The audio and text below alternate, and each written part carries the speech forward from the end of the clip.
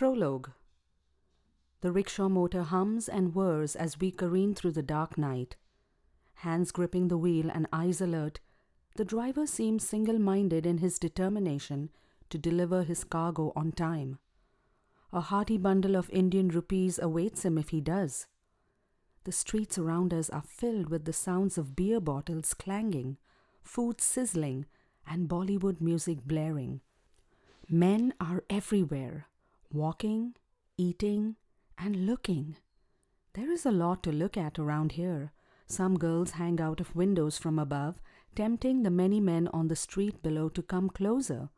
Others stand in doorways, their lips painted bright red, swaying their hips seductively. I see a man in one of the brothel doorways. I know him to be a pimp.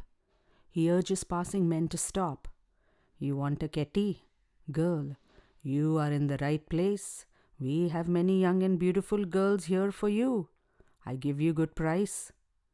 Some men leer from afar, and others line up, waiting for their turn to enter the brothel's rooms above.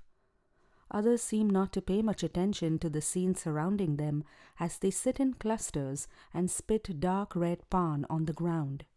This is Garston Bastion Road, known as GB Road in the city of New Delhi. It is one of India's most well-known red light districts. I shudder at how well I know this place and its foul stink of sex. At 9 years old, I was abducted from my village in Nepal and trafficked to India as a sex slave and house servant to 3 brothers.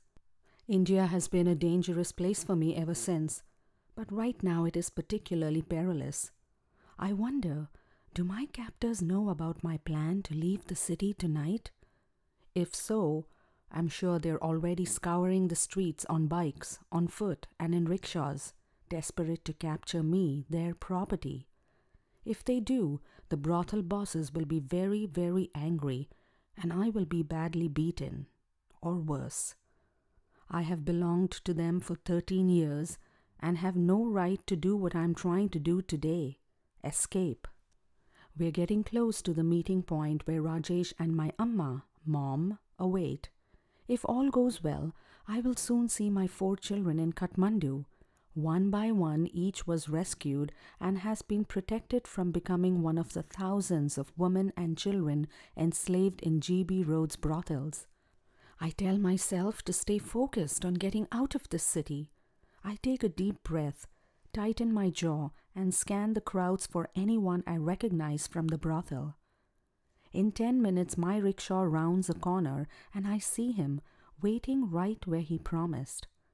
Rajesh's eyes light up, and wasting no time, he makes his way to the rickshaw, pays the driver, and directs me into a waiting taxi, where I find my amma.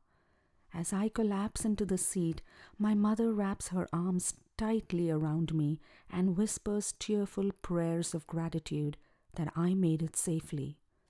Closing my eyes, I rest my head on her shoulder as the car speeds towards the border of India and Nepal. After 13 long years as a sex slave in the brothels of New Delhi, during which I estimate I serviced 20,000 men, this is the day of my rescue and return home to Nepal.